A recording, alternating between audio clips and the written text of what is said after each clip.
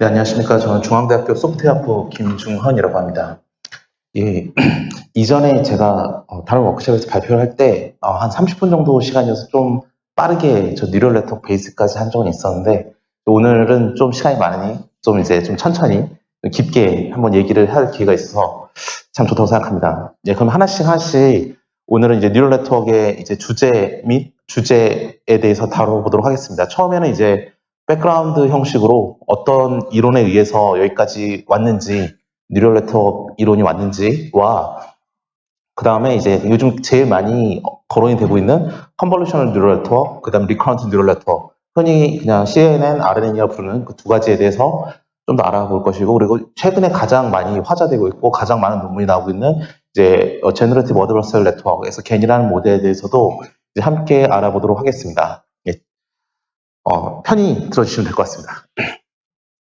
이제 뉴럴 네트워크에서 하나의 뉴런이 가지는 모델을 설계를 할 때 일반적으로 이제 바이너리 클래시피케이션으로 모델을 많이 합니다. 근데 그 전에 그러면 어떠한 게 바이너리 클래시피케이션인지를 알아야 이제 하나의 뉴런이 어떻게 설계되어 있고 그게 이제 네트워크 형태로 구성이 될 때 어떠한 영향이 있고 또 어떠한 결과를 가져오는지에 대해서 이해할 수 있기 때문에 하나하나 이제 보도록 하겠습니다. 자, 우리가 이제 머신러닝 클래스를 실제로 이제 듣게 되면 가장 먼저 배우는 게 이제 리그레션과 클래시피케이션이 되겠습니다.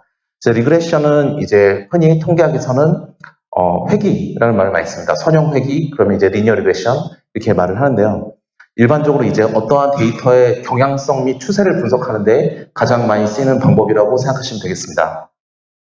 예를 들어서 시험을 보는데 어떤 학생이 와서 교수님 저 어제 1시간 공부했습니다 라고 말을 했는데 실제로 그 학생은 채점해보니 한 10점이었고 어떤 학생이 저한테 와서 교수님 저 어제 2시간 공부했습니다 라고 말을 했을 때 제가 이제 그 학생의 시험지를 채점했더니 15점이었고 그 다음에 이제 나가는 학생이 교수님 저는 3시간을 공부했습니다 라고 말을 할 때 그 학생의 점수를 딱 봤더니 40점이었다면 그러면 다음에 본 시험지를 보고 그 다음 시험지가 60점이었는데 그럼 이 학생은 한 5시간에서 6시간 공부를 했겠다라고 이제 추측을 하는 게 바로 기본적인 리그레션의 예제가 되겠습니다.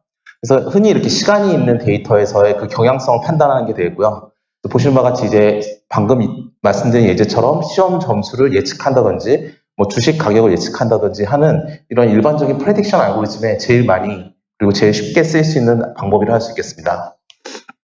이제 리그레션에 대해서 먼저 알아보고요. 클래시피케이션은 말 그대로 이제 분류를 하는 것입니다. 보시는 바와 같이 첫 번째 패스 페일이라고 써 있는데요. 저거는 이제 시험을 딱 봤는데 제가 수업 시작할 때 50점이 넘으면 패스고 50점이 못 넘으면 페일입니다 라고 시작을 했으면 이제 어떤 학생의 시험을 보면서 시험지를 보고 이 학생은 패스고 이 분류의 학생들은 페일이고 이렇게 시험지 점수를 보고 판단하는 게 이제 바이너리 클래시피케이션이 되겠습니다. 그리고 이제 아래에 그린 것 같이 고양이, 강아지, 머그컵, 그 다음에 모자 등등 여러 가지의 레이블이 달려있는 데이터들을 보고 이제 그것을 각자 또 새로운 데이터가 왔을 때 주어진 저 레이블이 들어있는 저 셋 중에서 어디에 포함이 되어야 되는지를 판단하는 게 이제 멀티레벨 클래시피케이션 혹은 멀티노미아 클래시피케이션 혹은 소프트맥스 클래시피케이션이라고 부르는 방법입니다. 흔히 이제 학점을 줄 때 A, B, C, D 주는 것처럼 레터 그레이드로 학점을 주는 방식이 바로 여기에 해당한다고 보실 수 있겠습니다. 그럼 하나하나 천천히 보시고 그 다음에 뉴럴 네트워크 들어왔을 때 왜 저기 있는 바이너리 클래시피케이션이 왜 뉴럴 네트워크에서 우리가 말한 뉴런의 기본이 되는지에 대해서도 이제 연달아서 이제 설명을 드리도록 하겠습니다. 이제 굉장히 이제 저는 이제 강의 자료를 만들 때 많은 다른 분들 강의 자료를 많이 보는데 이제 되게 유명한 스튜어트 버클리에 있는 강의 노트와 그 다음에 김성훈 교수님 강의 노트, 기타 등등 많은 부분에서 항상 이 부분부터 먼저 설명을 하더라고요. 보시면 알겠지만 일단 리니어 하이포세시스 통계학에서 가져온 이론이기 때문에 하이포세시스라는 용어를 쓰지만 그냥 모델이라고 표현하면 되겠습니다. 그래서 저 세 개의 분포가 있을 때 1시간을 공부한 학생이 10점, 2시간 공부한 학생이 15점, 3시간 공부한 학생이 40점이라는 분포를 우리가 기본적으로 가지고 있을 때 저 빨간색, 파란색, 노란색 선 중에서 가장 이 분포를 대표할 수 있는 선은 무엇인가를 본다면 많은 분이 아마 파란색을 선택할 것 같습니다. 왜냐하면 빨간색이 나쁘진 않은데 이제 2시간을 보면 많은 오차가 보이고요. 그 다음에 노란색도 나쁘지 않다고 말할 수는 없지만 어느 정도 경향성을 따라가고 있지만 이제 1시간 공부한 학생이 점수가 음수가 나온다는 게 말이 안 되니까 저것도 좀 말이 안 되는 것 같습니다. 그래서 제가 볼 때는 파란색 선이 제일 맞다. 근데 누군가가 저 파란색 선이 제일 맞다고 말할 때에는 어떻기 때문에 저렇게 말을 하냐면 여러분의 머릿속에는 논리 속에는 저 파란색 선이 우리의 실측한 데이터보다 실측 데이터와 파란색 선에 나타낸 그 모델 값이 차이가 제일 적으니까 제일 에러가 적은 저 분포를 잘 예측할 수 있는 선이다라는 가정하에서 그렇게 말이 나오게 되는 겁니다. 그래서 보자면 우리는 어떠한 모델을 구해야 될 것인가를 할 때 저러한 매 하나하나의 샘플마다 우리의 실측값과 모델 값의 차이가 제일 적은 것들을 골라야 되는구나 라는 게 이제 기본적인 목표가 되겠습니다. 굉장히 직관적이죠. 그래서 보시는 바와 같이 저 빨간색 화살표들이 이제 우리가 가지는 에러가 되겠습니다.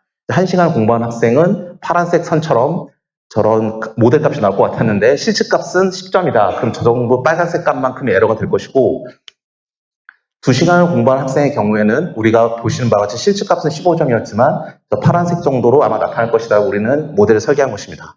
그래서 저기 H of X라고 표현한 게 일단 아까 말씀드렸듯이 통계학 용어로 하이포테시스라고 해서 H라 쓰지만 이제 저 보시는 바와 같이 그게 모델 값이 되는 것이고 저 파란색 박스와 같이 모델 값과 실측값의 그 차이를 평균을 내서 그 평균이 제일 작은 선을 찾아보자라는 게 우리의 목적이 되겠습니다. 그러면 그 선을 찾으려면 제일 기본적으로 해야 될 게 뭐냐면 그 선을 특성하는 방식이 무엇인가를 알아야 되는데 선을 특정하는 방식은 선의 기울기와 y절편이 되겠죠. 저 위에서 이 전장의 식에서 보시면 W라고 썼던 게 기울기가 되겠고 B라고 썼던 게 y절편이 되니까 그 두 개만 찾아주면 우리는 저 파란색 선을 찾아낼 수 있습니다.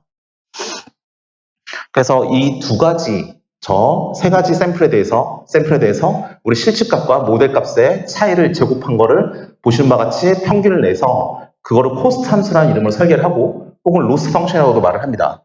그래서 로스 펑션 혹은 코스트 함수 이렇게 설계를 한 후에 그것을 미니마이즈 하는데 보시는 바와 같이 우리가 궁극적으로 찾고 싶은 건 뭐다? W와 B다. 즉 우리의 변수는 W와 B다. 즉 W와 B를 찾아야 직선의 방정식의 기울기와 y절편을 찾을 수 있기 때문에 그렇습니다.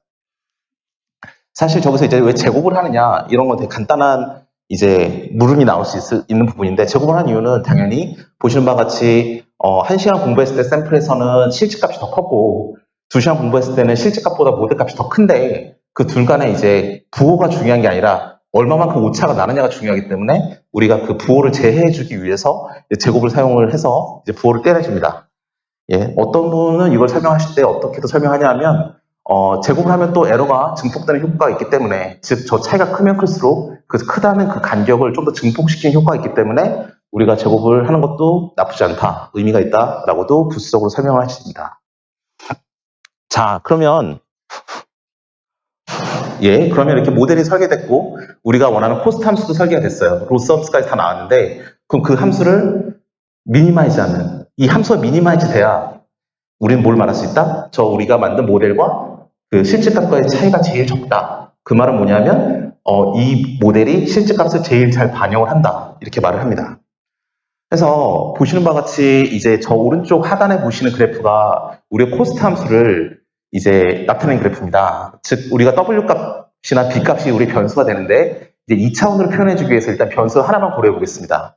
그래서 이제 기울기만 한번 고려해 보겠습니다. 그래서 W만 고려를 해본다고 한다면 X축은 W, Y축은 W의 디펜던시가 있는 코스트 함수 값입니다. 자, 그럼 우리 코스트가 제일 작은 값을 골라야 되는데요. 이제 보시는 바와 같이 어떻게 그걸 찾아야 할 것인가가 문제가 되겠습니다. 이 전에 이제 최준원 교수님께서도 이 스토캐스틱 그라디언트 메소드에 대해서 잠시 말씀하셨지만 여기는 거기에 대해서 그 컨셉을 좀 더 이제 그림으로 이해를 해보도록 하겠습니다. 보시는 바와 같이 저 코스트라고 써있는 저 Y축에 바로 옆에 화살표가 있고 뭐라 써있냐면 이제 스타팅 포인트라 써있습니다. 왜냐하면 우리가 어떻게든지 간에 이걸 랜덤만 이니셜 값에서부터 시작해서 옵티멀한 W 값을 찾아나가는 과정이기 때문에 일단은 이미 한 점을 스타팅 포인트로 잡았습니다. 그래서 그 한 점에서 경사를 보는 거예요. 경사를 봐서 경사 좀 깊다. 깊으면 뭘 의미하냐면 내가 좀 옵티멀 포인트에서 좀 많이 떨어져 있는데? 라고 생각하시면 되겠습니다.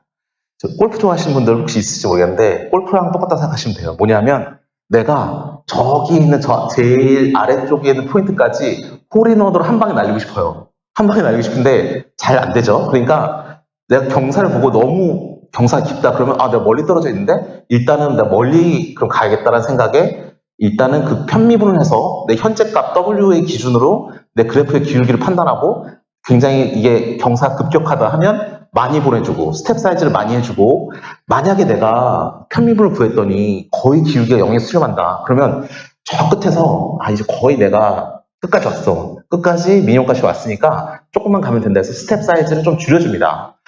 그렇게 보시면 저게 우리가 W란 값을 계속 이터레이티브한 방식으로 찾아주는데 처음 이니셜 포인트에서 내가 가진 W의 값으로 편미분을 한 후에 코스트 펑션을 기울기를 판단하고 기울기가 급격하면 지금 저기서 기울기가 굉장히 급격하죠. 이니셜 포인트에서 그럼 뻥 하고 날아갑니다. 크게. 근데 기울기가 거의 낮으면 조금만 가면 되는 거고 그렇게 계속 이터레이티브하게 가다 보면 언젠가는 우리가 저기는 미니멈 포인트에 수렴을 할 것이다 라는 것을 이제 기본적인 가정을 두고 이제 운영을 하는 방식이 바로 그라디언트 디센트 메소드가 되겠습니다. 참 직관적으로 좋은데 이게 문제가 있습니다. 문제는 아니고 이게 소위 말해서 올마이티 솔루션 아닙니다. 즉 언제나 쓸 수 있는 방법은 아닌 이유가 이 커브가 컨벡스처럼 깔끔하게 커브로 생겼으면 가능합니다. 만약에 함수 자체가 이렇게 물결치는 넌 컨벡스 펑션이다라고 한다면 내가 어떤 한 점에서 미니멈 찾아서 그 한 점에서 내가 미니멈 포인트 찾아봤자 글로벌 미니멈은 다른 군데에 있을 수 있거든요. 그렇기 때문에 저 그라디언트 디센트 메소드를 사용하는 기본적인 가정은 내가 주어진 함수가 컨벡스다라는 게 있어야 할 수 있는 겁니다. 그러면 우리는 이제 코스트 함수를 다시 봐야죠. 저게 과연 컨벡스인가? 자, 저 위에 보시면 하이포테시스 모델 함수 바로 아래에 있는 코스트 함수를 보신다면 제일 끝에 이제 말씀드렸듯이 우리는 기울기와 y절편을 찾기 때문에 우리의 변수는 w와 b가 되겠습니다. 그러면 아까 이 그림으로 해석하자면 일단 b는 빼고 이제 w만 가지고 딱 보자면 2차원이니까 뭐 wx 빼기 y의 제곱을 한 거네요. 그럼 우리가 잘 아는 2차 방정식입니다. 풀면 2차 방정식은 이게 컵처럼 생겼으니까 컨벡스가 맞아요. 그래서 우리는 이 리그레션에서 특히 리니어 리그레션에서 우리는 그라디언트 디센트 메소드를 사용할 수 있구나 라고 알 수 있고 그대로 풀어주면 되겠습니다.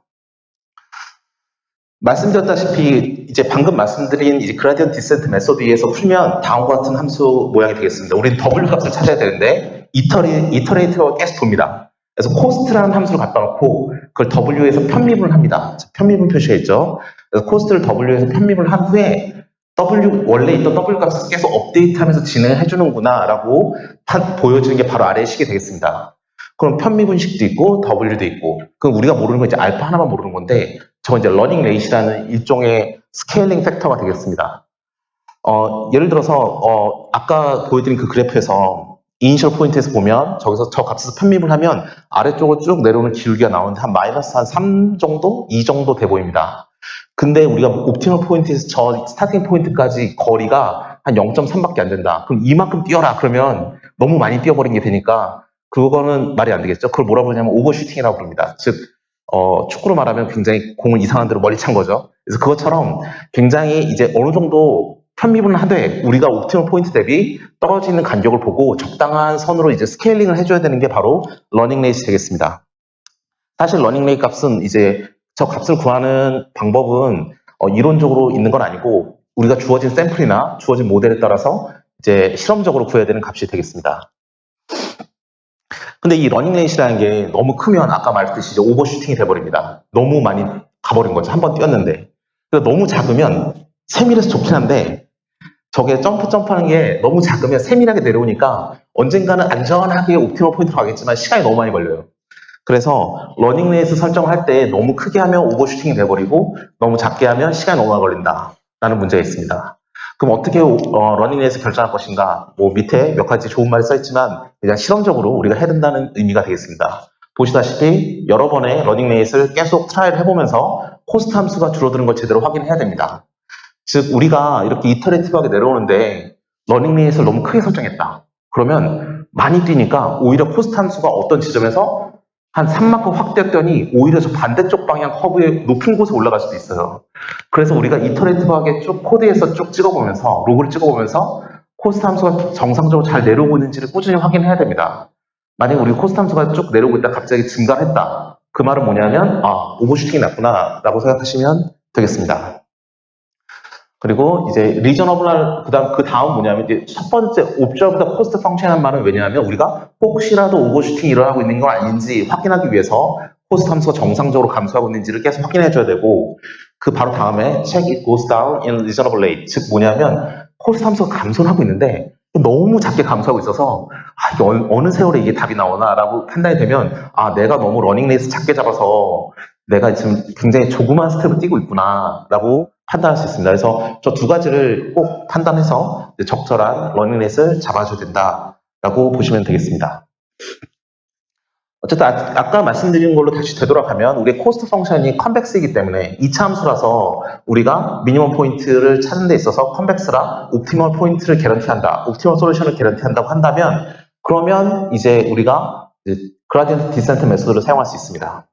근데 이제 그리고 여기서는 이제 우리가 변수 하나만 가지고 있었습니다. 즉 아까의 기본적인 예제로 다시 돌아가면 1시간을 공부한 학생은 10점 맞고 2시간 공부한 학생은 15점 맞고 3시간 공부한 학생은 40점 맞았다라는 기본적인 이제 데이터만 가지고 시작을 했는데 시험 점수라는 게 공부한 시간에만 비례하진 않습니다. 그래서 여러 가지 팩터가 있을 수 있죠. 그걸 이제 다차원으로 고려를 해보겠다는 겁니다. 자, 시험을 공부할 때 만약에 어떤 교수님은 족보에서만 문제를 낸다더라. 그러면 X1은 하루 전에 시험 공부한 시간, X2는 내가 가진 족보의 양이 되겠죠. 또 X3는 나를 도와줘서 같이 스터디라는 친구의 숫자라든지 그런 시험 점수를 정확하게 예측하기 위한 여러 가지 변수들이 종속된 변수들이 있을 겁니다. 그걸 이제 N개가 있다고 판단할 때 그 모델에서 그 N개의 파라미터들이 있고 각각의 가중치들이 각각의 W1부터 WN까지의 변수가 되겠습니다. 예를 들어서 어느 교수님은 항상 족보에서만 문제를 낸다. 그럼 W2가, X2가 족보의 양이니까 W2가 좀 큰 값이 되겠죠. 근데 어떤 교수님은 항상 족보는 의미가 없다. 그러면 W2에 가지는, X2에 걸려있는 W2라는 웨이트는 이제 의미가 없는 웨이트가 될 겁니다. W2는 0으로 떨어지게 되겠고요. 이런 식으로 우리가 각각의 변수가, 그러니까 우리 하나의 결과가 나오기 위한, 우리 예측값 하나가 나오기 위한 변수가 여러 가지 있을 때 그 각각의 가중치를 W로 표현을 해주고 그걸 이제 하나의 코스트 함수로 묶어줄 수 있습니다. 저 코스트 함수를 설계하는 원칙은 기존과 똑같죠. 즉 여러 가지 파라미터를 보고 어떤 학생이 결국 점수가 10점이었다. 뭐 공부 1시간하고 족보도 1개 정도 1년치밖에 없고 뭐 도와주는 사람도 별로 없다. 그래서 그걸 종합적으로 판단했을 때 우리가 10점 맞았다. 뭐 그런 학생들의 샘플이 M개가 모였을 때 그것의 코스트 함수를 설계를 한 후에 그러면 우리가 옵티마이즈해서 찾아내야 될 건 뭐다? W와 B인데 W가 지금 1개가 아니기 때문에 W1부터 시작해서 WN 플러스 B까지 총 N 플러스 1개의 이제 변수를 찾아내는 과정이 이 리니어 리그레션, 다차원의 리니어 리그레션이 해야 될 일이다 라고 보시면 되겠습니다. 뭐 이건 표현 방법입니다. 여러분 논문을 보시면 항상 리니어 리그레션, 리니어 컴비네이션 잘 나옵니다.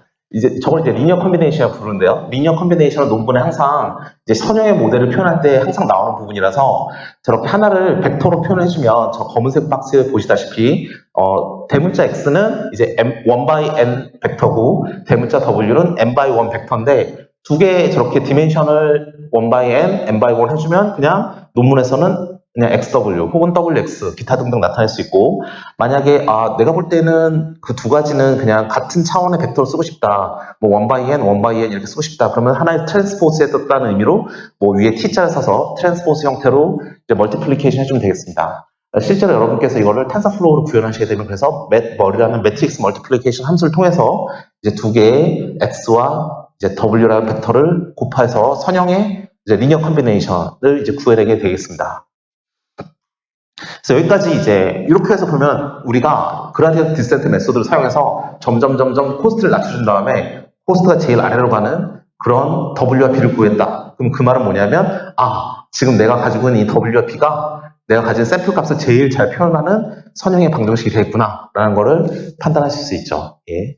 그래서 텐서플로우에서도 실제로 구현을 하시게 되면 하는 과정이 굉장히 간단합니다. 마지막에 그라디언트 디센트 옵티마이저만 이제 좀 구현할 때 좀 까다로운 부분인데 그건 이제 텐서플로우 안에 트레인이라는 라이브러리 안에 그라디언트 디센트 옵티마이저라는 이름으로 이제 미니마이제이션 함수를 가지고 있습니다. 그래서 그거를 이제 코스트 함수를 바로 호출함으로써 바로 결과를 보실 수 있게 되겠습니다. 자, 리니어 리그레션은 굉장히 직관적이에요. 뭐냐면 실험값과 모델 값을 만들고 모델을 특정하는 기울기와 y절편이 있고 실험값과 모델 값의 차이를 제곱한 걸 미니마이즈해라. 당연한 말이죠. 우리가 관찰한 값과 우리의 모델 값의 차이, 즉 오차를 최소화하는 기울기와 y절편을 찾아주세요. 되게 지금까지는 굉장히 직관적으로 쉬운 부분입니다. 이제 그 다음은 이제 조금 이제 거기를 기반으로 해서 바이너리 클래시피케이션을 하고 싶어요. 예를 들어 스팸 디텍션입니다. 저는 이제 아침에 오면 이제 강의실에 앉아서, 아니, 연구실에 앉아서 이제 이메일 확인할 때 이제 카드사 홈페이지, 카드사 이메일부터 막 다 골라서 지운다. 그걸 몇 번 했더니 제 PC AI가 알아서 그다음부터는 카드사 이메일을 스팸 필터하면 얻는다더라. 만약 이런 액션을 한다면 그러면 스팸 필터가 제대로 작동을 하고 있는 겁니다. 근데 만약에 혹시라도 내 카드사 이메일이 남아있다든지 혹은 되게 중요한 메일임에도 불구하고 스팸함으로 갔다든지 이건 우리의 바이너리 클래시파이어가 제대로 동작하지 않은 상태라고 보실 수 있겠습니다. 뭐 페이스 피드 마찬가지고요. 그 다음은 뭐냐면 이제 신용카드입니다. 제가 만약에 신용카드를 썼는데 그 신용카드를 만약에 신용카드사에서 AI가 지금 이 카드는 이 유저가 일반적으로 사용하는 패턴과 다르게 사용하고 있다. 예를 들어서 어떤 사람은 항상 서울에서만 사용하는데 갑자기 난데없이 대전에 사용됐다. 그러면 혹시 이 사람의 카드는 도난된 게 아닐까 해서 카드를 막아버려서 사용하지 않게 하는 시스템이 있다면 그게 바로 저거에 해당하게 되겠습니다. 즉, 이 카드가 도난당해서 사용된 것인지 아니 제대로 사용된 것인지 거기에 대해서 판단하는 부분이 되겠습니다. 이제 마지막은 이제 레디올로지, 즉 우리가 방사선과 같은 데서 CT나 MRI 촬영을 한 후에 자동적으로 혹시라도 이상 현상이 있는 세포가 있는지 없는지를 판단하는 과정. 그래서 있다 없다 이렇게 판단하기 때문에 저 위에 있는 네 가지는 모두 이제 OX, True, False의 클래시피케이션이어서 우리는 바이너리 클래시피케이션이라고도 부릅니다. 어떻게 하느냐? 굉장히 간단해요. 뭐냐면 우리 아까 리니어 리그레션 했는데 갑자기 어떤 학생이 와서 교수님 저 어제 100시간 공부했습니다. 하루에 10시간씩 10일 동안. 그러면 딱 채점했더니 100점 만점에 뭐 798점 이렇게 나오진 않잖아요. 뭐냐면 어떤 거를 내가 리니어 모델을 만들면 그건 일정 구간에서만 의미가 있는 모델이고 항상 점수는 100점에서 10빵점 사이로 왔다 갔다 하게 되어 있습니다. 즉 그 위에다가 저와 같은 이제 새로운 넌 리니어 펑션을 다시 씌워줌으로써 즉 리니어 리그레션한 결과에다가 그 결과값을 새로운 x값으로 해서 다른 함수에 집어넣어줌으로써 0과 1 사이를 왔다 갔다 하게 만드는 겁니다. 왔다 갔다 하게 만들고 저 값을 왔다 갔다 하는 그 값이 저 빨간 커브의 값이 0.5보다 크다. 그러면 true, 0.5보다 작다, false 이런 식으로 판단하는 게 이제 바이너리 클래시피케이션이 되겠습니다. 그래서 저 함수 이름이 시그모이드 혹은 로지스틱 함수라고 부르기 때문에 이제 바이너리 클래시피케이션을 또 다른 말로는 이제 로지스틱 리그레션, 즉 리그레션이지만 리니어한 리그레션이 아니라 로지스틱 함수를 씌운 리그레션이다 해서 로지스틱 리그레션이라고도 부릅니다. 예를 들자면 이건 똑같죠. 이제 제가 이제 시험을 보는데 50점 이상이면 다 패스, 50점 미만이면 다 F입니다. 라고 말하는 그런 바이너리 클래시피케이션이다. 라고 한다면 어떤 학생이 저한테 와서 교수님 저 어제 3시간 공부했습니다. 라고 하면 그리고 어떤 학생은 뭐 2시간, 1시간 이런 식으로 저한테 샘플을 줬어요. 그걸 가지고 저 리니어 리그레션을 할 수 있겠죠. 그러면서 어떤 학생이 와서 교수님 저 어제 4시간 공부했는데요. 라고 말하고 갔다면 그 학생은 과연 패스일까 페일일까를 알아맞추는 게 바로 여기에 해당한다고 보실 수 있겠습니다. 즉 아까 말했듯이 1시간, 2시간, 3시간 공부한 학생의 샘플로 리니어 리그레션을 먼저 한 후에 4시간 공부한 학생의 새로 샘플이 들어오면 그걸 보고 점수를 판단하고 그 점수가 50점이 넘는지 안 넘는지를 다시 판단하고 넘는다면 패스 아니면 페일 이렇게 하는 거기 때문에 리니어 리그레션의 결과가 새로운 함수에 들어가서 0과 1로 매핑이 된다라고 생각하시면 아주 쉽습니다. 그러면 이제 혹자가 그래서 우리가 이제 하이포테시스, 즉 모델이 있는데 리니어 리그레션 모델을 일단 가져와요. 근데 저게 아까 말한 로지스틱 펑션 혹은 시그모이드 펑션의 입력값이 돼요. 저 모델 입력값으로 봤죠? 그래서 저 시그모이드 함수를 보니까 이름이 G라고 써있고 변수가 Z네요. 그럼 저 Z값에 분모에 있는 1 플러스 2의 마이너스 Z에 있는 저 Z값에 저 위에 있는 H of X를 집어넣는 거예요. 집어넣어주면 오른쪽과 같이 생겼겠죠? y절편을 무시할 경우에 간략한 버전으로. 그럼 저게 바로 우리가 가지는 모델이에요. 모델 참 좋습니다. 좋은데 코스트 함수를 이제 설계를 해야 되는데 문제는 저 모델에다가 실측값을 뺀 다음에 제곱을 해야 돼요. 뭐라 그랬지 아까? 우리가 실제 판단하는 실측값이고 우리가 설계한 모델이 있으면 그 두 개의 차이를 제곱을 한 게 우리의 코스트다라고 말했으니까 코스트 함수를 구하려면 저기다가 빼기 실측값 한 다음에 제곱을 해야 코스트 함수가 되는 거예요.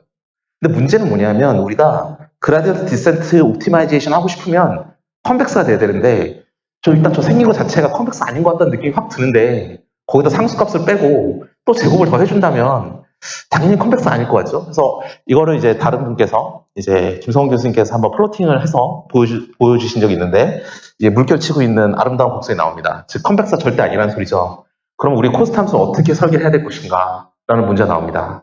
즉 두 가지 방법이 있는데 어차피 non-convex니까 휴리스틱을 써서 푼다 라는 방법이 있을 수가 있고 컨벡스를 어떻게든 만들어 주겠다 라는 방법이 있을 수 있습니다. 둘 중에 뭐가 좋을지에 대해서는 다수의 의견으로 당연히 컨벡스를 만들어주는 게 제일 좋아요. 왜냐하면 컨벡스 프로그래밍의 경우에는 컨벡스 옵티마이제이션은 당연히 옵티멀 솔루션을 개런티하기 때문에 그렇습니다. 그래서 우리는 저 모델을 가질 때 저렇게 이상하게 생긴 모델이 우리한테 다가왔는데 얘를 데리고 어떻게 코스트 함수를 만들어야 그 코스트 함수는 컨벡스인가 라는 문제에 이제 직면하게 되겠습니다. 그래서 말씀드렸듯이 왼쪽은 리니어 리그레션입니다. 우리 전장에서 했던 우리가 저런 직선을 가지고 에스티메이션 하고 싶다. 근데 직선을 가지고 에스티메이션 하고 싶은데 그거는 거기다가 우리의 실집값을 빼서 그 차이를 보고 그 차이의 평균을 냈더니 다행히도 이차함수라서 컨벡스였습니다. 그래서 그라디언트 디센트 메소드를 쓸 수 있었어요. 근데 오른쪽에 보시면 일단 모델 자체가 시그모이드 펑션이니까 우리가 거기서 실집값을 빼서 제곱을 하면 당연히 컨벡스가 되지 않는다. 그래서 그라디언트 디센트 메소드를 쓸 수 없으니 쓸 수 있게 가능하다면 코스트 함수를 새로 설계해보자가 이제 현재 여러분께서 보고 계시는 바이너리 클래시피케이션의 이제 목적이 되겠습니다. 그래서 누군가 딱 와서 말하기를 인포메이션 티어리 하시는 분들께서 오셔서 말하기를 저 함수를 쓰면 괜찮을 거야 라고 말씀을 하십니다. 진짜 괜찮은지 한번 확인을 해보겠습니다. 우리 아까 전부터 리그레션부터 이제 슬라이드를 보면 이제 y라는 소문자 y, 저 제일 끝에 보이는 y는 0, y는 1이었던 저 소문자 y는 실측값이 없어요. 실측값. 그러니까 실제 우리가 발생한 현상입니다. 저 hx라고 써있는 거, 로그 안에 있는 hx는 뭐냐면 우리의 모델이에요. 모델. 우리의 인공지능입니다. 인공지능이에요. 자, 카드를 잃어버린 예제로 설명을 드리겠습니다. 자, y는 1이다. 그럼 이제 플레이가 딱 올라간 거니까 카드가 잃어버린 현상이 발생했다라고 하겠습니다. 저 C라는 식에서 코스트 함수에서 밑에 거 y는 0이다. 저건 뭐냐면 카드가 잃어버리지 않은 거예요. 저희는 카드를 아직 잃어버리지 않았어요. 자, 저 함수를 봤더니 저 제일 위에 있는 거 마이너스 5에 우리의 AI가 판단하는 값 H가 들어있고 그거는 Y가 1일 때는 저렇게 판단하겠다는 겁니다. 저게 맞는지 한번 확인해보고 싶은 건데요. Y가 1일 때 이 말은 뭐냐면 실제로 제가 카드를 일단 잃어버렸을 때를 말합니다. 아까 말씀드렸듯이 스몰 y는 뭐다? 우리가 실제로 발생한 실측값입니다. 우리 실제로 딱 일어난 게 뭐냐면 y가 1이다. 즉 카드 일단 잃어버렸단 말입니다. 그럼 우리 AI는 뭐라고 대답해야 되죠? 잃어버렸다고 알려줘야죠. 만약에 내가 카드를 잃어버렸는데 AI가 잃어버렸는지를 모르고 0이라고 대답을 하면 그러면 제가 손해를 보게 되겠죠? 그래서 y가 1일 때에는 h는 우리의 모델은 1이어야 됩니다. 제대로 판단했다면. 그래서 저 로그 안에 h가 들어있으니까 로그 안에 1이라고 하면 로그 1은 0이고 마이너스 0은 0입니다. 코스트가 0이에요. 무슨 말이냐면 내가 실제로 잃어버렸고 AI도 잃어버렸다고 말을 해주면 제대로 판단했으니까 우리는 잃어버리는 코스트가 아무것도 없는 거죠. 제대로 판단했으니까. 그래서 정확하게 동작을 합니다.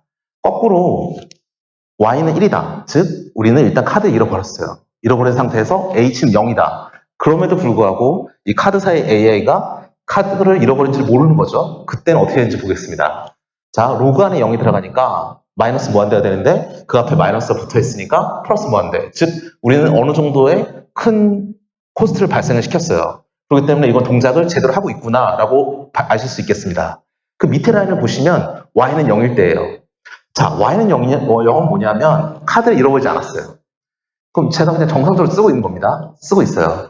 근데 h도 그럼 우리 카드 사이 AI도 잃어버리지 않았다라고 말을 해줘야 돼요. 그래서 h는 0이라고 말을 해야 됩니다. 그래서 로그 안에 1-h가 있는데 1-0을 하면 1. 그 다음에 로그 1은 0. 즉 코스트는 발생하지 않았어요. 즉 내 예측이 맞았으니까. 근데 거꾸로 난 카드를 잃어버리지 않았는데 카드를 잃어버렸다고 판단을 잘못하고 카드를 막아버렸다. 그러면 어떻게 되냐 하면 로그 1- 한 다음에 카드가 잃어버렸다고 말한 거니까 또 1이죠. 그래서 로그 0이 되니까 마이너스 무한대, 그 앞에 마이너스 붙어 있으니까 플러스 무한대, 즉 무한대만큼의 코스트를 발생시켰습니다. 저 함수 맞는 것 같아요. 그쵸?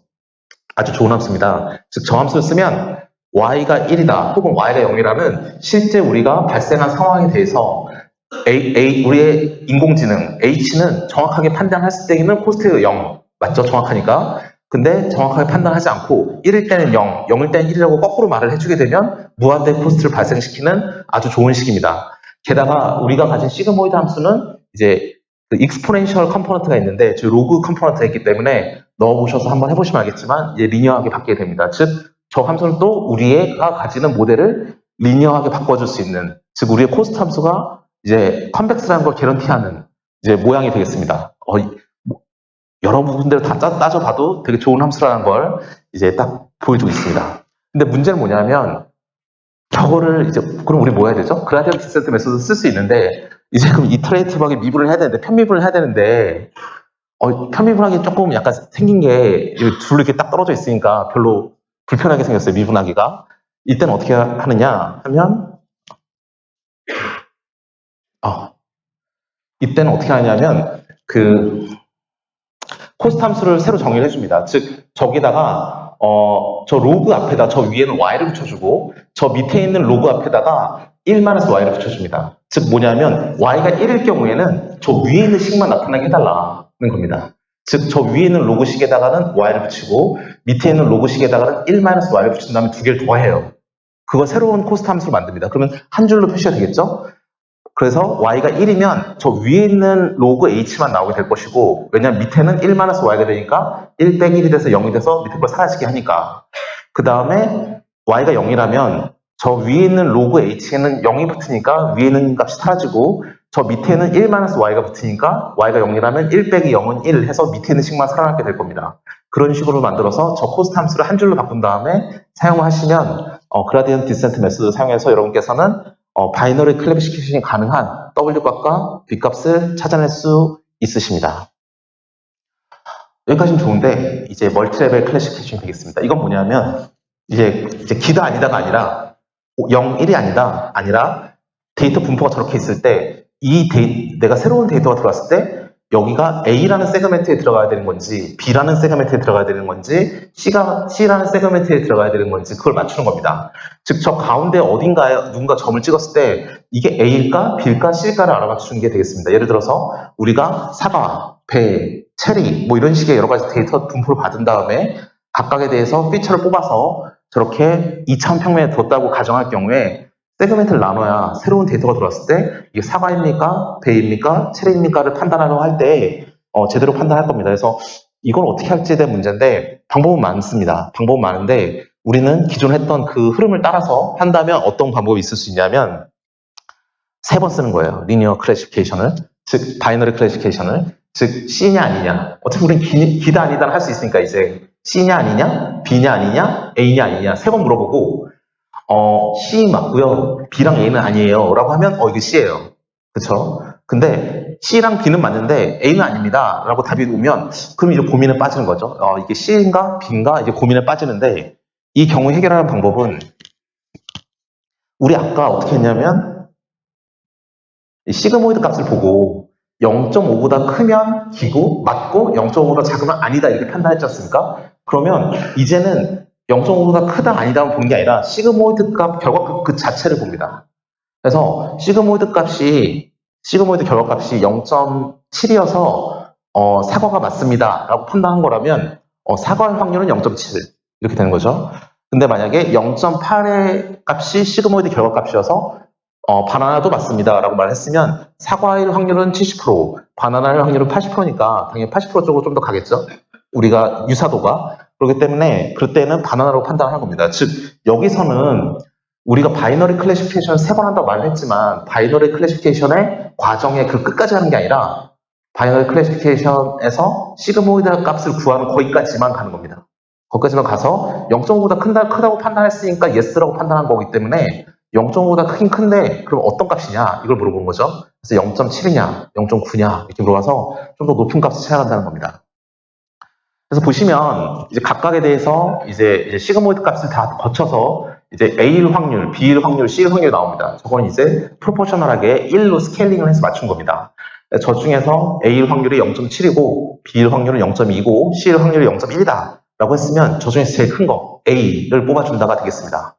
근데 이제 나중에 여러분들 실제로 텐서플로우나 여러 가지 라이브러리를 통해서 구현하시면 원핫 인코딩이라는 방식을 사용합니다. 즉 이제 A이다라고 말할 수 있는 거는 1, 0, 0이란 벡터를 우리가 결과값을 얻었을 때 A다.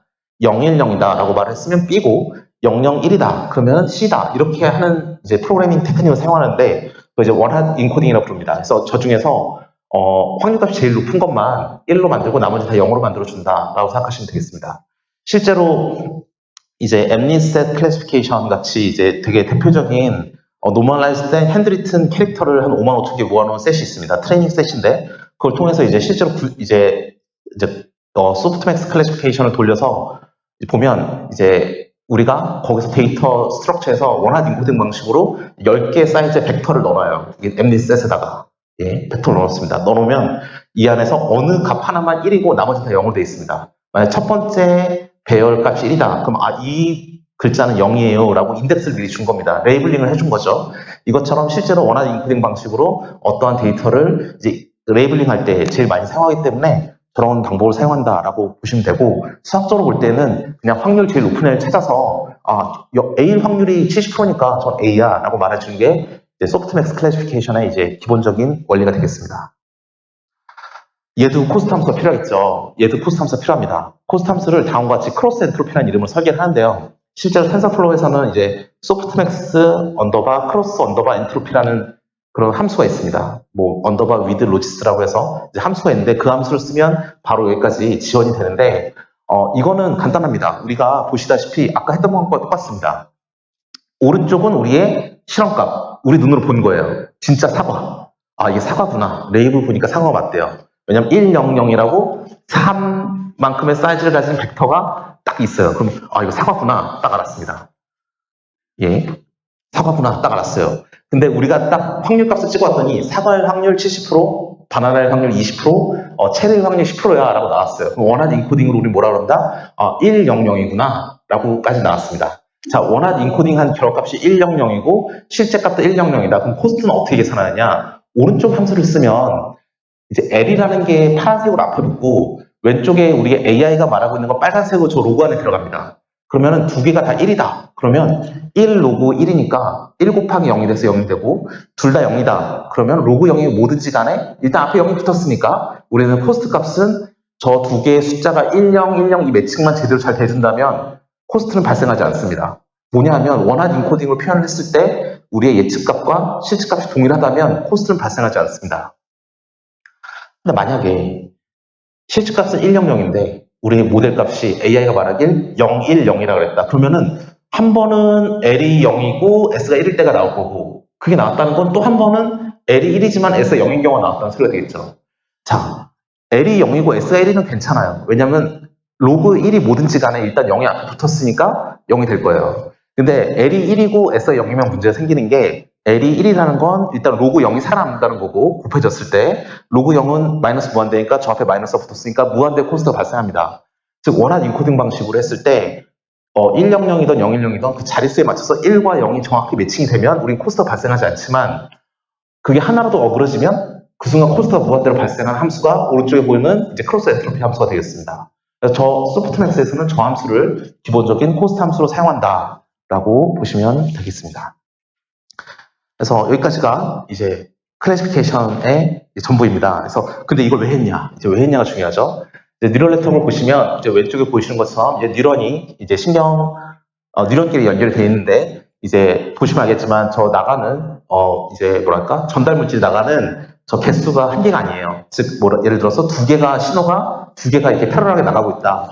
받는 애도 두 군데서 받아야 되는데 그게 오른쪽에 모델을 보시는 바와 같이 인풋 값이 x1부터 시작해서 xn까지 현재 n개의 데이터가 나가고 있으면 받는 뉴런도 n개만큼 받아야 되는데 각각의 가중치를 붙여서 받을 수 있어요. 어떤 자극은 증폭을 시키고 어떤 자극은 무시할 수도 있고 이건 이제 웨이팅을 해줍니다. 결과적으로 웨이팅을 한 후에 다 서메이션을 한 후에 그거를 활성함수에 넣어요. 그래서 활성함 역치라고 부르죠. 생물 시간에 배웠던 활성함수에 넣었을 때 이게 액티베이션이 되면 1, 액티베이션이 되지 않으면 0이다. 이게 이제 우리가 가진 기본 모델이 되겠습니다. 보시면 알겠지만 저 세타라는 게 스레시홀드라고 해서 우리의 서메이션한 결과가 저 스레시홀드를 넘는지 안 넘는지로 이제 활성 혹은 비활성을 판단합니다. 그럼 이건 바이너리 클래시피케이션과 모델상으로 똑같습니다. 말씀드렸듯이 우리의 모델은 리니어 컨비네이션이에요. 그래서 WX 더하기 WX 그게 다 더한 건데 그거를 시그모이드 함수에 집어넣고 만약 저 액티베이션 펑션이 시그모이드라면 그 결과값을 시그모이드에 집어넣고 이게 0이냐 1이냐 판단하기 때문에 모델 자체로만 딱 봤을 때는 우리의 뉴런 간의 전달은 하나의 바이너리 클래시피케이션과 수학적으로 동일하다라고 보실 수 있겠습니다. 그래서 다음과 같이 이건 스탠포드 대학교 강의 노트에서 가져온 그림인데 그림이 너무 예뻐서 가져왔는데 세 개의 인풋이 있다고 할 때 세 개의 아웃풋과 받는 사람은 또 세 개의 인풋이 있다고 할 때 세 개를 받아서 각각의 W0, W1, W2라는 가중치를 씌워주고 그거를 더하기 바이어스까지 한 후에 이제 액티베이션 펑션에 집어넣습니다. F라는 함수가 있죠. 저 파란색 동그라미에 오른쪽에 그 결과값으로 우리는 0이냐, 1이냐, 액티베이션이 됐느냐, 안 됐느냐 이 값을 아웃풋으로 도출하게 되겠습니다. 그래서 이거를 많이 연결한 게 이제 뉴럴 네트워크가 되겠습니다. 여기서는 보시면 알겠지만 하나의 뉴런이 있으면 바이너리 클래시피케이션이에요. 즉 선형으로 분류를 합니다. 그렇죠? 근데 선형 분류를 여러 번 반복하게 되면 비선형과 동일한 효과를 나타낼 수 있습니다. 그래서 히든 레이어를 하나씩 더해줄 때마다 우리는 선형의 클래시피케이션만 한 게 아니라 선형을 여러 번 하기 때문에 좀 더 정교한 클래시피케이션이 가능한 겁니다. 그래서 딥러닝은 아까 첫 시간에 권석 교수님께서 말씀하셨듯이 저 히든 레이어 수가 점점 늘어날수록 우리는 좀 더 정교한 클래시피케이션이 가능하다라고 말씀을 드릴 수 있겠습니다. 제가 이제 학교에서 강의를 할 때 들었던 질문 중에서 그럼 노드 숫자가 늘어나는 건 무슨 의미냐? 라는 질문을 받았어요.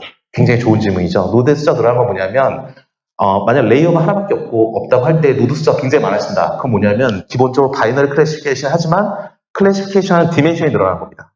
즉 우리 한 가지 기준이 아니라 여러 가지 기준으로 계속 판단할 수 있는 거죠. 그래서 기본적으로 기본적으로 리니어 클래시피케이션이지만 대신 우리가 고려할 수 있는 차원이 늘어나는 게 바로 저 하나의 레이어 숫자가 하나로 고정된 상태에서 노드가 늘어날 때 우리가 볼 수 있는 현상이다라고 말할 수 있겠습니다.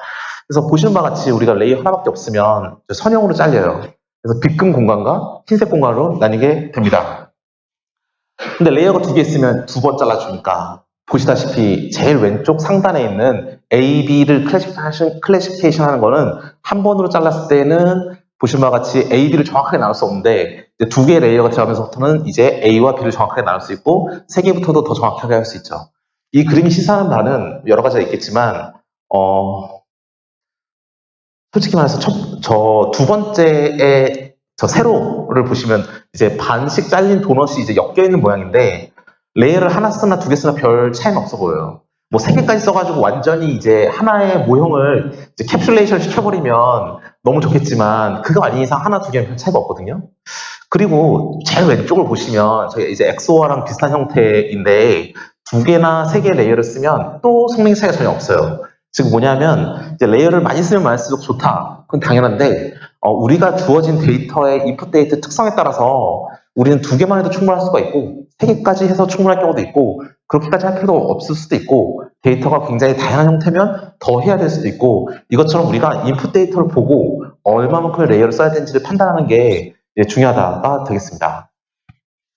사실 이제 제 오른쪽에 보시는 9개 공간에서 최고 왼쪽에 최상단에 보시면 저게 이제 엑소어 문제가 되겠죠. 그러니까 우리 로직 디자인 배울 때 true false 이렇게 들어온다면 AND 게이트는 인풋 두 개가 있을 때 둘 다 모든 인풋이 다 true일 때만 결과가 true고 나머지는 다 false다. 이게 바로 AND 게이트가 되겠고 OR 게이트 같은 경우는 우리 인풋 중에서 적어도 하나만 true면 결과는 true다. 이게 나오는 게 이제 로직 디자인인데 엑소어는 어떤 특징이 있냐면 둘 다 같은 값이다. 0, 0 들어오면 그러면 0이고 만약에 둘이 다른 값이 들어온다. 0일 때 1, 1일 때 0 이렇게 들어오면 그 결과값은 1이다. 뭐 이렇게 되는 게 로직 게이트인데 저 A, B의 배치와 똑같습니다. 하나의 클래시피케이션으로 하나의 리니어 클래시피케이션은 A와 B를 나눌 수가 없어요. 오차가 발생할 수밖에 없는데 우리가 레이어를 더 쓰면 쓸수록 두 개만 써도 완벽하게 클래시피케이션이 가능하다라고 하고 있습니다. 그래서 이제 멀티레이어로 뉴럴 네트워크를 구성해야 되는구나라는 그 연구의 모티베이션이 된 것입니다. 이거는 이제 스탠포드 강의 노트에서는 이제 오버피팅을 설명할 때 나오는 그림이긴 한데 오버피팅도 설명할 수 있지만 그 레이어를 얼마나 쓰면 쓸수록 얼마나 좋은가, 레이어를 쓰면 쓸수록 얼마나 좋은가를 나타내는 그림도 되는 것 같아서 한번 가져봤어요. 보시면 알겠지만 제일 왼쪽에서 보시면 빨간색 샘플과 녹색 샘플이 있는데 다 샘플은 똑같습니다. 근데 이제 클래시피케이션을 해서 이제 빨간색 영역과 녹색 영역을 만드는데요. 세 개의 히든 뉴런이 있으면 아직은 정교하지 않죠. 근데 6개 히든 뉴런이 있으면 나름 정교해졌어요. 20개 히든 뉴런이 있으면 완벽한 클래시피케이션이 가능합니다. 이것처럼 이제 레이어라든지 뉴런을 더 많이 쓸수록 우리는 좀 더 나은 결과를 볼 수 있습니다. 근데 이제 소프트 마진, 서포트 벡터 머신 이런 거 이제 공부하신 분은 알겠지만 저런 거에 의해서 저 빨간색 점들 있지 않습니까? 제일 왼쪽에 있는 그림에서 저 빨간색, 녹색 영역에 있는 빨간색 점들, 저 4개의 점 같은 경우는 아웃라이어라고 그러죠. 좀 되게 특정하게, 이제 아웃라이어는 아니구나. 저 특정하게 이제 에러처럼 이렇게 저 들어가 있는 건데, 흔히 말하자면 우리가 만약에 저거를 사과, 바나나를 놔둔다 그러면 정말 바나나처럼 생긴 사과예요. 혹은 정말 사과처럼 생긴 바나나예요. 저런 애들까지 정확하게 클래시피케이션 하는 게 중요하다고 하면 20개 히든 레이어를 쓰면서까지 저희는 컴퓨테이션에 리소스를 쏟아부으면서 해야 되는 거고, 누군가 와서 야 저거는 사람이 봐도 정말 바나나처럼 생긴 사과니까 저건 사람이 봐도 에러텀이야. 그냥 저것까지는 괜찮아라고 말을 한다면 그럼 굳이 그렇게 컴퓨테이션 리소스를 쏟아부을 필요가 없는 거죠. 즉, 딥러닝 설계를 하실 때 보면 이제 많은 이제 그 착오가 정말 정확도를 정교하게 얻기 위해서 이제 시간을 포기하는 경우가 있습니다. 리소스를 포기하거나. 근데 그거는 옳지 않다라는 게 이제 드리고 싶은 말씀입니다. 왜냐하면 주어진 시간 내에 우리가 결과를 얻어낸다든지, 왜냐하면 실제로 딥러닝을 돌려보신 분은 알겠지만 굉장히 시간이 많이 드는 과정이기 때문에 그런 코스트와 시간 사이에, 아니 정확도와 시간 사이에 트레이드오프를 봐야 될 필요가 있다라는 것입니다. 그 다음 그라디언트 베니싱 프로블럼이라고 있습니다. 이건 뭐냐면 여러분께서 하나의 뉴런을 설계할 때 우리는 시그모이드 함수 쓴다 그랬어요. 그렇죠? 왜냐하면 0101 바이너리 클래시피케이션을 해야 되기 때문에. 근데 그게 이제 하나하나 레이어를 거칠수록 시그모이드 한번 딱 거치면 우리의 결과값의 범위가 0에서 1 사이로 고정이 되고 0에서 1 사이가 다음 레이어에 또 인풋이 들어가니까 또 범위가 작아지고 이렇게 되니까 중간 웨이트 값이 업데이트 되지 않고 사라지는 현상이 발생한다는 게 이제 그라디언트가 사라진다 해서 그라디언트 베니싱 프로블렘이 되겠습니다. 근데 저거 같은 경우는 어떤 문제를 야기하냐면 우리 맨 처음에 봤을 때 식에서 잠깐만 앞으로 넘어가겠습니다. 그라디언트가 사라져요. 저 뒤에 보이는 코스트 W를 편미분하는 게 0이 되는 거예요. 그렇죠? 그러면은 W가 더 이상 업데이트 되지 않아요. 왜냐하면 W 빼기 한 다음에 저 뒤에 알파 붙어 있는 뒤에가 0이 돼버리니까 W는 업데이트가 되지 않아요. 한 번도 트레이닝이 되지 않았는데. 그럼 뭐냐? 우리는 왜 동작 안 하지? 잘못됐나? 라고 생각하는 게 정상적이지만 저 수학만 본다면, 수식만 본다면 W는 옵티멀에 왔으니까 업데이트 안 하는 거겠네 라고 생각하는 겁니다.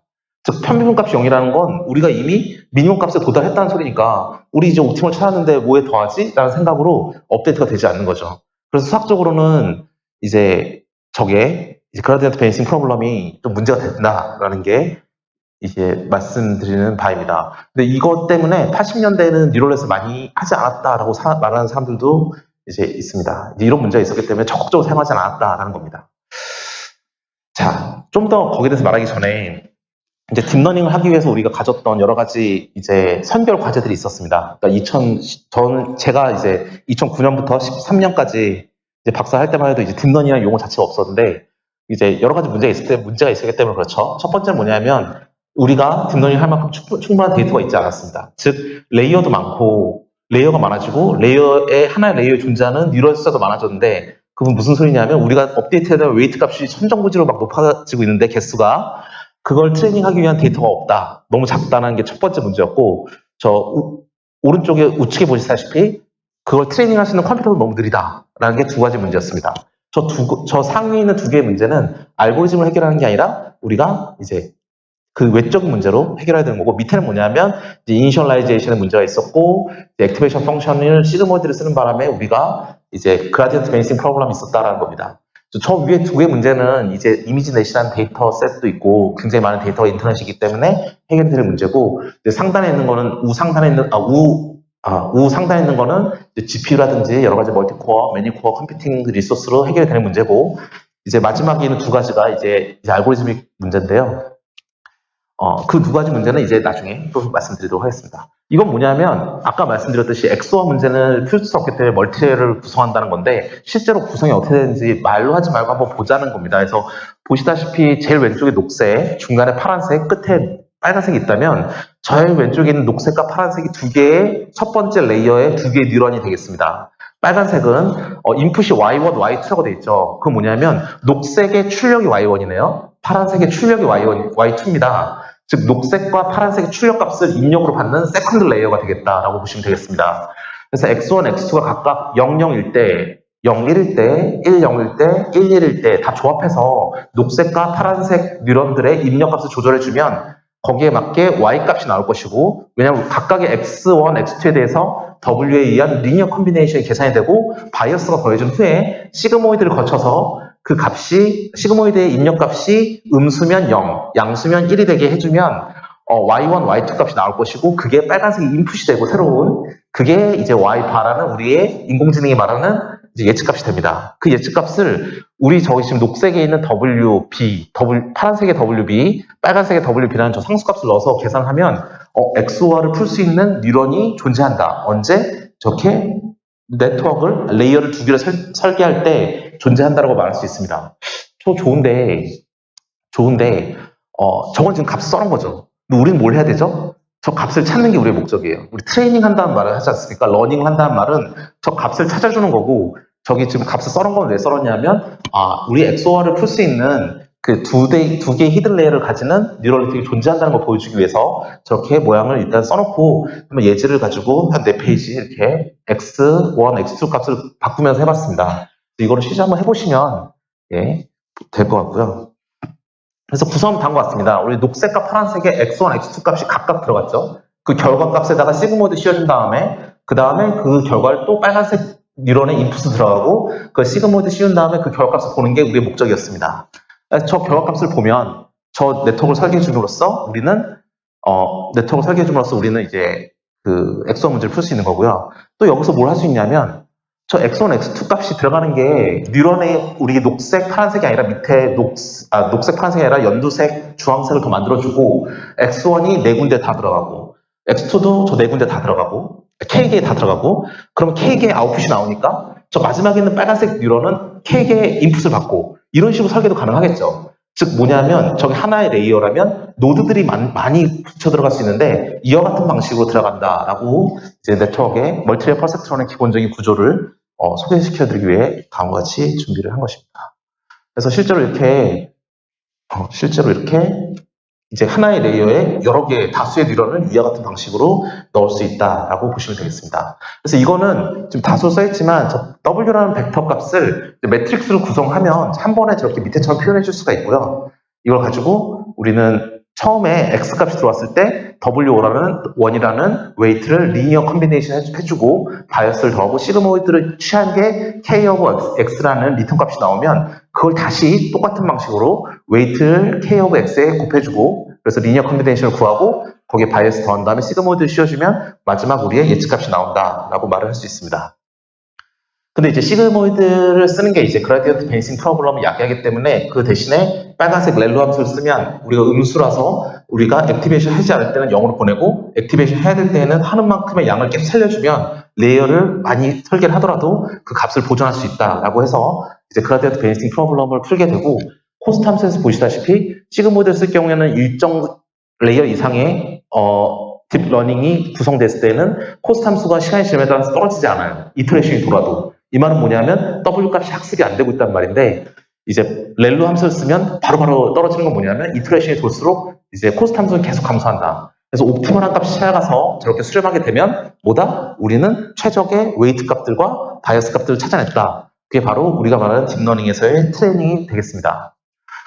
이거 오버피팅 문제인데요. 우리가 샘플 트레이닝 데이터를 저렇게 트레이닝 해놓으면 저렇게 연두색처럼 클래시피케이션 잘하면 좋은데 저걸 해놓은 다음에 우리가 테스팅을 해버리면 테스팅한다는 건 뭐냐면 이게 제대로 맞는지 이제 하나하나 샘플 넣어보면 차라리 저 검은색을 하는 게 훨씬 낫다는 겁니다. 저렇게까지 너무 무리해서 이제 커브를 피팅하는 건 오히려 노멀라이즈된 형식의 데이터 구조를 해치니까 이제 검은색처럼 만들어주는 게 이제 오버피팅이 되겠습니다.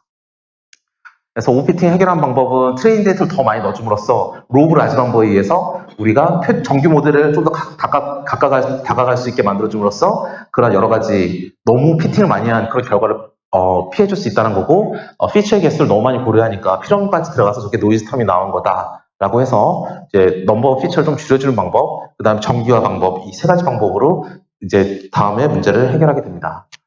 오토 인코더 같은 경우는 중간에 이제 노이즈 턴 같은 경우가 있을 때 그거를 만약 10차원의 인풋 벡터가 들어갔을 때 그럼 이제 트레이닝 하기 전에 다시 뭘 해주냐면 3차원 정도로 일단 차원을 낮춰서 코딩을 먼저 해주고 인코딩을 해주고 그걸 다시 디코딩을 해서 우리가 원하는 n차원으로 다시 만들어준 다음에 입력을 넣어주면 그럼 우리가 필요 없는 노이즈 값은 다 사라지게 만들 수 있다. 이게 뭐랑 똑같냐면 우리가 그 피처 익스트랙션과 똑같습니다. 그러니까 우리 PC나 LDA 같은 거 할 때 차원을 축소하는데 차원을 축소할 때 필요 없는 애들을 없애주고 하는 방법이 있고 차원이 10차원에서 3차원으로 축소한다. 여기 보시다시피 그러면 벡터를 곱해줘서 10차원을 3차원으로 그러니까 3x10 매트릭스 앞에 곱해주면 이제 리니어 컨비네이션이 되면서 이제 3개짜리 벡터가 나오겠죠. 그래서 그런 식으로 그러면 그 웨이트들이 어떤 일부 컴포넌트는 가중치를 주고 일부 컴포넌트들은 약화시키면서 이제 리니어 컨비네이션이 됩니다. 이제 그런 식으로 이제 인코딩 해주고 디코딩 해줌으로써 이제 필요 없는 노이즈 텀들을 제거하는 게 이제 오토 인코더가 되겠습니다. 너무 시간 많이 썼는데, 자, CNN은 제가 개념 위주로 설명드리도록 하겠습니다. 시간 많다고 신난다고 설명하다가 시간 너무 많이 쓴 것 같아요. 자, 여기 보시면, 컨볼루션이라는 걸 합니다. 자, 우리 지금까지 여기 CNN에서 제일 중요한 건 뭐냐면, 저만 중요하다고 생각할 수 있는 게, 다른 분들은 이렇게 설명을 안 하시는 분이 있어서, 약간 좀 머뭇거리지만, 제가 볼 때 CNN이 다른 것과 제일 큰 차이점은, 지금까지 여러분이 보셨던 멀티웨이 퍼셉트론 인풋을 1차원 벡터로 받았어요. 그쵸. 하나의, 10개의 인풋이 있건, 2개의 엑소와 문제를 받는 제로원이 있건, 이 인풋이 한 줄로 쭉 들어옵니다. 근데 우리가 주로 하는 이미지 같은 경우는 인풋이 2차원으로 들어와요. 그러니까 웨이트를 씌우는 게 아니라 필터를 씌워야 되는 거예요, 지금. 문제가. 그러니까 우리의 웨이트 벡터는 이제는 필터가 된 거예요. 왜냐하면 우리 엠리스텍 클래시피케이션 실제로 멀티웨이 퍼셉트론으로 푸는 예제를 보시면 어떻게 구성이 되어 있냐면 일단은 28x28 이미지를 1x 784로 한 줄로 쭉 늘어놓습니다. 그러면 이게 숫자가 7이라고 손으로 써있다고 한들 이게 피처가 다 뭉개져 버리죠. 7이라고 눈으로 알아볼 수 없는데 그걸 이제 한 줄로 쭉 픽셀을 오면서 이걸 뭉개버립니다.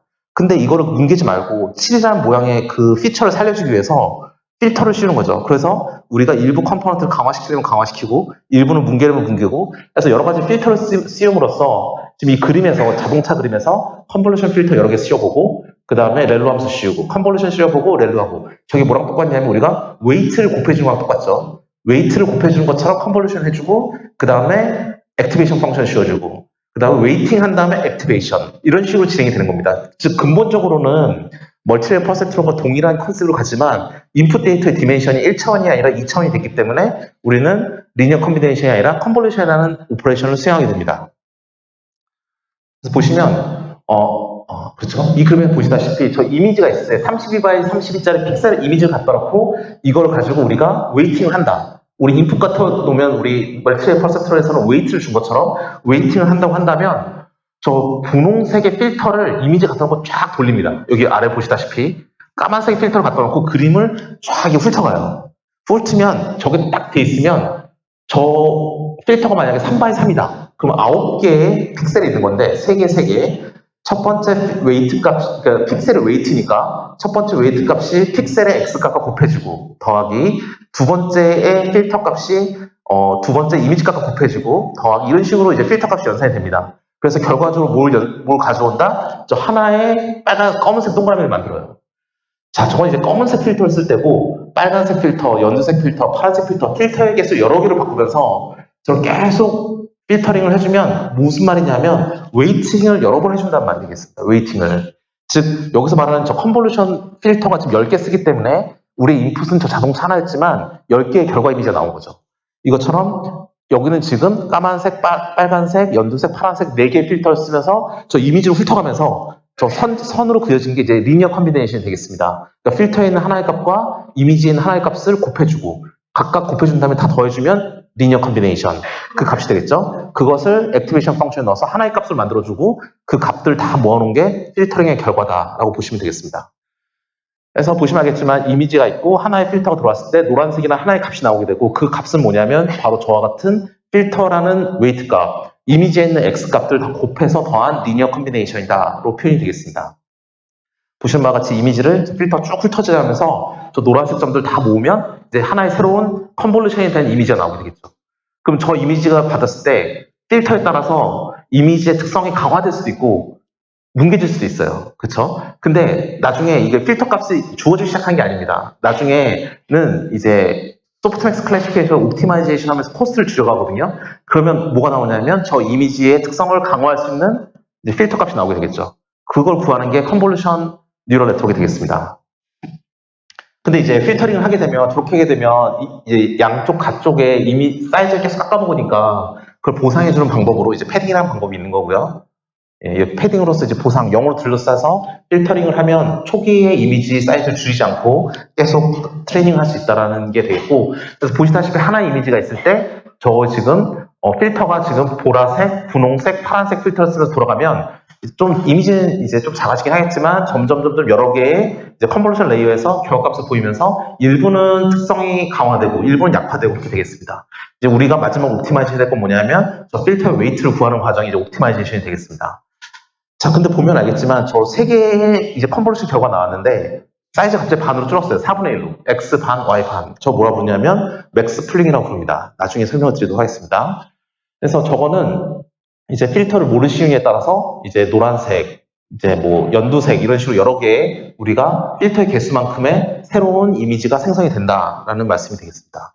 총 6개의 필터를 썼다? 그럼 이제 6개의 액티베이션 맵이 나오는 거죠. 결과물을 액티베이션 맵이라고 부릅니다. 그래서 필터링, 저 이제 뒤에 뒷부분인데 저 동그란 부분을 강화시키고 싶다 그런다면 저 이미지를 하얀색은 0, 검은색은 뭐 50 정도의 숫자라고 한다면 이제 필터, 컨볼루션 필터를 씌운다는 건 어떤 특성한 필터인데 저 엉덩이 부분, 저 곡선 부분을 만약 0을 곱해주면 50이라는 값이 50 곱하기 0 하면 사라지겠죠. 그럼 저 모양이 사라지게 되는 거니까 그 특성을 뭉개는 거고 어떤 필터는 저 특성을 강화시키는 필터고 해서 우리가 해야 되는 건 뭐다? 옵티멀한 필터를 찾아줘야 된다. 그게 CNN의 기본적인 목적입니다. 자, 그 다음에 풀링이라는 이제 다운샘플링 프로세스가 있습니다. 왜냐하면 이게 처음에는 이제 굉장히 큰 28x 28이 이제 엠니스셋의 기본 셋이기도 하고 기본적인 이미지는 더 큰 사이즈도 있는데 그거를 이제 한번 컨볼루션을 돈 다음에 사이즈를 일정 사이즈로 X, Y를 줄여줍니다. 사이즈 한번 확 줄여주는데 이 과정은 어떻게 수행이 되냐면 이제 저같이 이제 4x4 이미지가 들어왔을 때 저 왼쪽 4개 중에서 분홍색 4개 중에서 제일 큰 값 하나 6, 그 다음에 녹색 4개 중에서 제일 큰 값 8, 노란색 4개 중에서 제일 큰 값 3, 파란색 중에서 제일 큰 값 4 해서 저기 다운샘플링을 해줍니다. 해주는 이유는 뭐냐면 나중에 우리가 CNN에서 컨볼루션 레이어가 다 지난 다음에 한 줄로 쫙 세운 다음에 걔를 가지고 마지막에 멀티레이어 퍼셉트론을 다시 돌립니다. 즉 소프트맥스 클래시피케이션 다시 해주거든요. 근데 그렇게 멀티레이어 퍼셉트론은 일단 인풋이 1차원으로 들어와야 되니까 1차원으로 공간이 작아지더라도 이미지의 특성을 제일 많이 살려줄 수 있는 것을 찾는 게 이제 풀링이 되겠습니다. 즉 28x 28 그대로 사이즈 끝까지 간다면 이걸 나중에 또 한 줄로 세워버리면 처음부터 멀티레이어 퍼셉트론 한 거와 다를 게 없으니까 저렇게 이미지의 특성을 제일 잘 살려주면서 사이즈를 다운 사이징 해주는 게 이제 풀링 프로세서가 되겠습니다.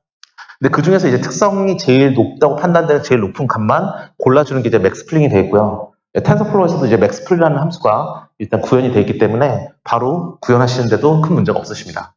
그래서 보시는 것처럼 이렇게 다운 사이징이 되면 굉장히 작은 사이즈에 대해서도 최대한 물론 좀 정보가 사라지긴 하겠지만 저 이미지의 특성이 살아있는 모양이 될 것이고 저거를 이제 최종적으로 한 줄로 쭉 늘린 다음에 멀티레이어 퍼셉트론으로 풀어주면 우리가 원하는 인코딩 방식으로 이게 무엇인지에 대한 클래시피케이션이 가능할 수 있는 결과가 나온다라고 생각하시면 되겠습니다.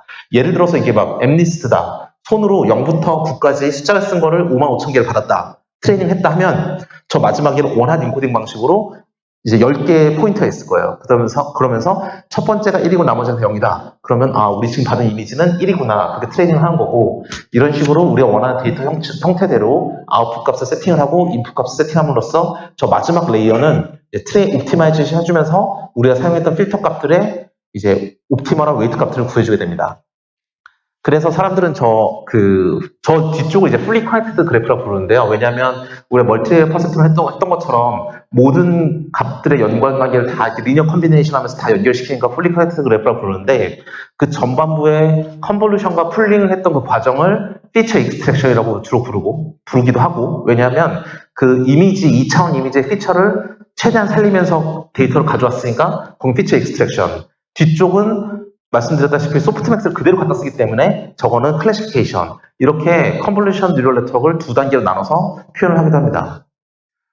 네, 이것도 이제 기본적인 알렉스 네셔에서 2012년에 이제 제일 먼저 CNN은 이미지 클래시피케이션을 사용해서 좋은 성능을 보였던 이제 구조가 되겠고요. 이제 구글 넷이라고 해서 현재 구글에서 2016년, 4년에 이제 이미지나 컴페티션에서 좋은 성능을 가졌던 네트워크가 되겠습니다. 그 다음에 이제 리커런트 뉴럴 네트워크가 되겠습니다. 이건 뭐냐면 이제 시계열 분석입니다. 즉 뉴럴 네트워크를 시간에 따라서 붙여놨어요. 노란색이 뭐냐면 우리가 가진 뉴럴 네트워크 하나의 전체 셋이 되겠습니다. 그래서 인풋이 들어오면 그 결과값이 다음 뉴럴 네트워크, 웨이트가 다음 뉴럴 네트워크에 웨이트 트레이닝 하는데 또 다른 인풋이 됩니다. 즉 우리 한 줄로 인풋을 받는데 X값도 받지만 이 전 타임 슬롯에 뉴럴 네트워크에 트레이닝된 값도 그 다음 타임 슬롯에 웨이트 업데이트 하는데 인풋으로 사용된다가 되겠습니다. 주로 이제 시간에 따른 패턴을 가지거나 시간에 따른 여러 가지 정보가 있는 시간이 중요한 데이터에서 이런 식으로 이제 시간을 t-1에서의 a값, 그 값이 t일 때 시간 t에서의 a값에 영향을 주고 그때 인풋은 또 따로 받고 그때 결과값이 나오면서 다음 뉴럴 네트워크를 위한 웨이트 값을 넘겨주는 형식의 모양이 된 게 이제 뉴럴 네트워크가 되겠습니다. 이런 리커런트 뉴럴 네트워크가 되겠고요. 이게 시간을 가진 정보에서 쓰기 때문에 사람들은 일단 음성 인식, 자연어 처리, 그 다음에 기계 번역, 그 다음에 뭐 비디오 캡셔닝, 뭐 기타 등등의 여러 가지 이제 시간에 관련된 정보에 많이 사용됩니다. 그래서 뭐 작곡을 한다든지 뭐 그런 식의 여러 가지 네트워크는 이제 리커런트 뉴럴 네트워크를 기본으로 하고 있습니다. 보시는 바와 같이 시간 인덱스 t-1의 h값과 이제 x값, 현재 시간 t에서의 인풋 값을 바탕으로 해서 현재 시간 t에서의 h값을 구성합니다. h는 뭐냐면 히든 벡터라고 해서 현재 뉴럴 네트워크의 웨이트 값이 다 트레인된 다음에 그 값이 1차원 형태로 다음 뉴럴 네트워크에 넘기기 위해서 새로 이제 매트릭스를 붙여줌으로써 리니어 컴비네이션을 한 결과값이 되겠습니다. 저는 히든 벡터를 구성을 해서 이제 웨이트 값을 다음 뉴럴 네트워크로 계속 전이를 시킨다가 되겠고, 실제로 이제 제일 유명한 알고리즘은 이제 LSTM이나 이제 GRU 같은 게 있는데 두 가지 모두 이제 텐서플로우에서 다 구현이 함수로 되어 있기 때문에 사용하시는 데는 큰 문제가 없으십니다. 보시는 바와 같이 여기서는 액티베이션 펑션을 이제 탄젠트 H를 써요. 그러니까 우리 뭐 시그모이드가 그라디언트 베이싱 프로그램이 있었고 그래서 렐류를 쓴다고 하는데 여기서는 일반적으로 이제 탄젠트 H라는 액티베이션 펑션을 사용하고 있습니다. 이걸 이제 실험적으로 이게 제일 시계에서는 제 성능이 좋다고 판단이 되기 때문에 사용한다고 알려져 있습니다. 그래서 이와 같이 이제 헬로우라는 언어를 넣으면 단어를 하나씩 입력하면 예를 들어서 네이버 검색창에다가 김중원 치면 바로 뒤에 연관 검색어로 혹시라도 중앙대학교라고 뜬다면 그렇게 유명한 사람이 아니라 어쨌든 중앙대학교가 뜬다면 그게 바로 여기에 대한 RNN이 되겠죠. 김중원이라는 단어가 오면 거기에 대한 기본적으로 내가 김중원 중앙대라는 말을 많이 검색을 했으면 김중원만 쳐도 뒤에 중앙대가 되는 건 바로 이 웨이트 값들이 그 뒤에 오는 결과값으로 중앙대가 나와야 되기 때문에 그렇게 트레이닝 한 것이다 라고 보시면 되겠습니다. 실질적으로 인풋 값에서 헬로우라는 거를 이제 보캐브러리를 만들어서 헬로우라는 그 단어는 HELLO라는 이렇게 5개의 문자로 되어 있고 5개 문자에 사용하는 캐릭터는 4개니까 4개를 다 원하는 인코딩 방식으로 1000, 0100, 00100, 기타 등등 이와 같이 표현을 해주면 그걸 인풋을 넣으면 H를 넣었을 때 그 다음에 헬로우니까 2가 나와야 되고 2가 나왔을 때는 5가 나와야 되고 그 다음 L이 넣었을 때는 그 다음에 L이 나와야 되고 그 다음 또 L이 넣었을 때 5가 나와야 된다. 이런 식으로 넣어준 다음에 트레이닝을 수행을 하고 그러면 나중에 누군가가 와서 H만 넣어도 그 다음에 2가 나와줘야 되고 2가 넣으면 그 다음에 5가 나와줘야 되고 이런 식으로 판단합니다. 그래서 결과적으로 웨이트 값을 통해서 나온 결과값은 아까 말씀드렸듯이 확률 값이라든지 그런 값이라서 0이나 1로 매핑되는 값이 아니라 이렇게 아웃풋 레이어처럼 값이 나오면 원하는 인코딩 방식으로 제일 큰 값은 1, 아닌 값은 0으로 매칭해주면서 보캐브로 해서 거기서 해당하는 값을 찾아주면 그게 이제 예측 결과값이 되겠습니다.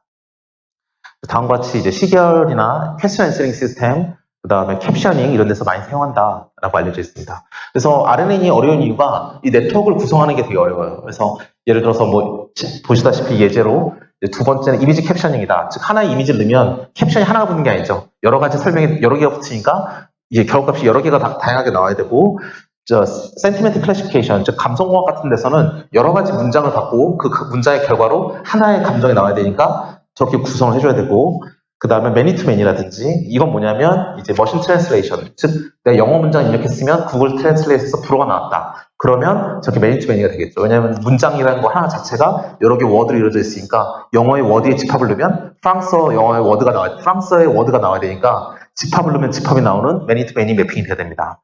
이것처럼 RNN이 어려운 이유는 그 이론 자체가 어려운 게 아니라 이 구성을 어떻게 해야지 되는가가 이제 처음 문제가 되겠습니다. 이게 약간 콜럼버스의 달걀 같은 문제라 남이 해놓은 거 보면 아 저렇게 당연히 해야겠지라고 알지만 처음 이걸 생각해내기가 참 어렵죠. 그래서 RNN이 좀 어렵다라고 말을 하는 거고 그래서 뉴럴네트워크에서 제일 꽃이다라고 말을 하고 있습니다.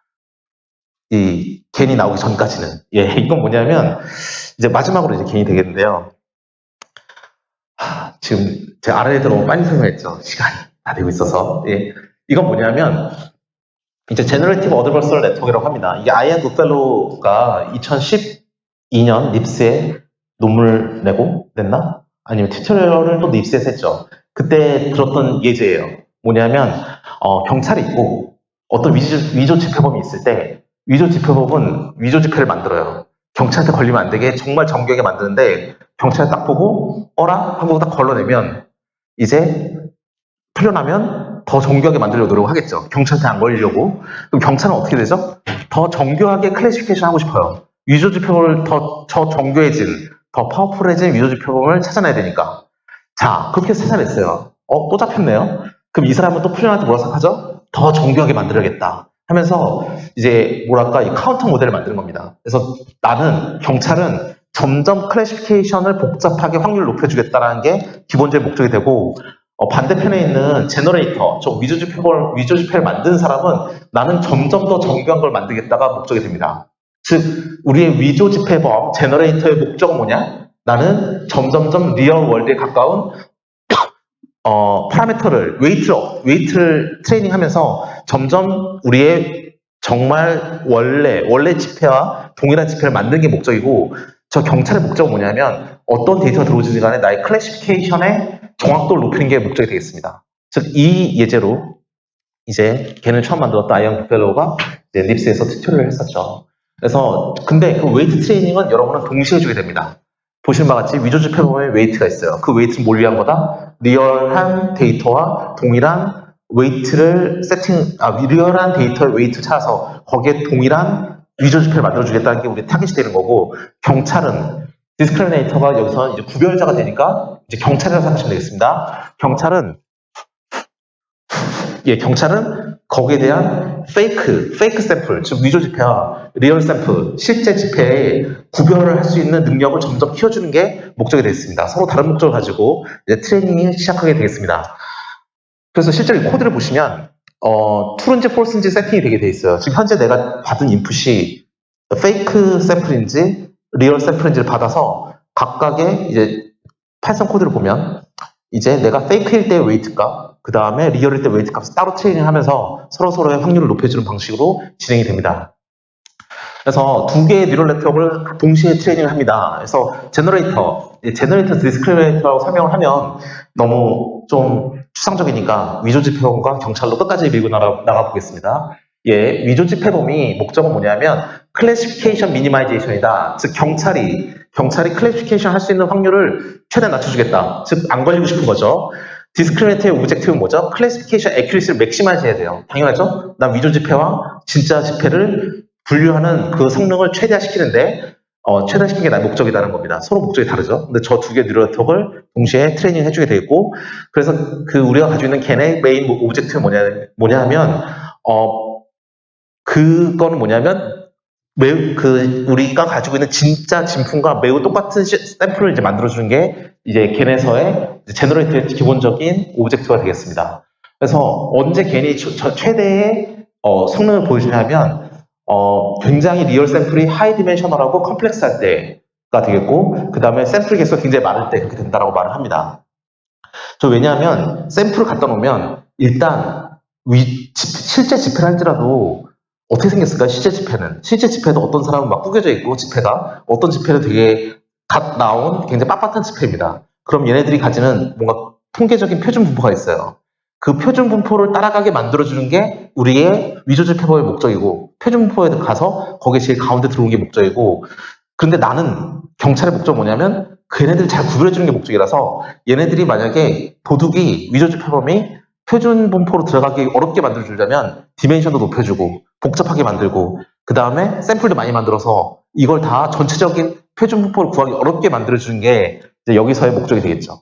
그래서 저 위에 꼭지는 제너레이트의 오브젝트가 되는 거고, 밑에 있는 건 이제 디스크리미네이터, 경찰의 오브젝트가 된다고 보시면 되겠습니다. 실제로 트레이닝을 시켜보면 다음과 같습니다. 그래서 처음에는 트레이닝 하나도 안 되니까, 에포크는 이제 여러분이 이제 엠리셋에서 갖다 놓고, 여러분 실제 트레이닝 시킬 때 에포크가 도는데, 이건 뭐냐면 전체 트레이닝 스 55,000개, 엠리셋 예를 든다면 55,000개를 전체를 한 번 트레이닝하는 한 번의 이터레이션을 말합니다. 처음에는 아직 시작하지 않았으니까 랜덤 샘플만 가지고 있어요. 랜덤만 가지고 있다가 한 번 이제 9번을 전체를 돌기 시작하면 슬슬 이제 모양이 보이기 시작하죠. 그래서 19번, 29번 쭉 돌아가면 99번까지 가면 이제 위조지폐범이 처음에는 아무런 데이터가 없어서 요거밖에 안 되지만 저렇게밖에 위조지폐를 못 만들지만 이제 전체 샘플을 총 99번까지 55,000개에 100개니까 55,000. 550만 개의 이 트레이닝을 거치면 다음과 같은 샘플을 만들 수 있다라고 보시면 되겠습니다.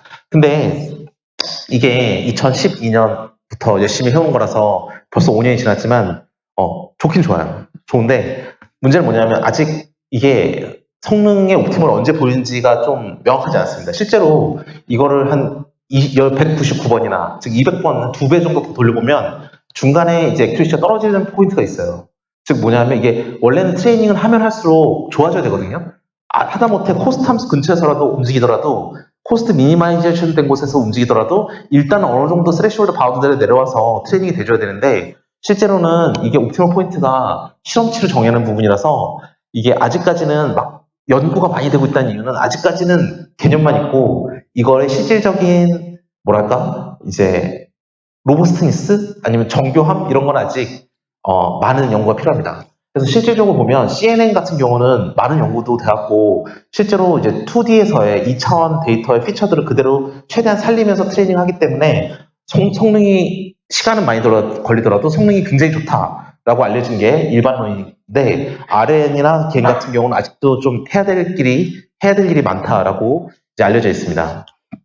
그래서 제가 작년에 이제 스마트 그리드는 아니고 그 스마트 팩토리 워크숍에서 이제 울산과기대 교수님께서 발표하신 걸 들은 적이 있었는데 그분은 이제 미시건에 계실 때 GE에서 이제 트레이닝 그 공장 불량률을 검출하는 연구를 하셨는데 그분께서 발표하신 것 들을 때 굉장히 재밌었던 게 에어컨, 제너럴 일렉트로닉스에서 만든 에어컨의 불량을 검출한다. 소리로. 하면 에어컨 소리를 듣고 이제 어느 건 불량이다, 어느 건 아니다, 이거 검출하는데 실제로 이제 에어컨 소리를 듣는 거는 어떻게 하느냐 하면 아직도 사람이 하고 있대요. 그걸 자동화시키는 게 프로젝트였는데 어떻게 했냐 하면 음파를 이미지로 찍은 다음에 그걸 CNN을 돌린다. 이게 솔루션이었다고 합니다. 근데 솔직히 말하면 너무 무식하죠. 왜냐하면 음파 정보는 몇 킬로바이트밖에 안 되는데 그 이미지가 몇 메가바이트 되는 이미지로 바꾼 다음에 그걸 트레이닝 한다는 게 이거 너무 성능이 아무리 좋아도 좀 너무 주먹구구식 아닌가 생각했지만 뭐 성능이 어마무시하게 좋으니까 그 정도는 다 무시할 수 있죠. 또 컴퓨팅도 그 정도 CNN 돌릴 정도는 되니까.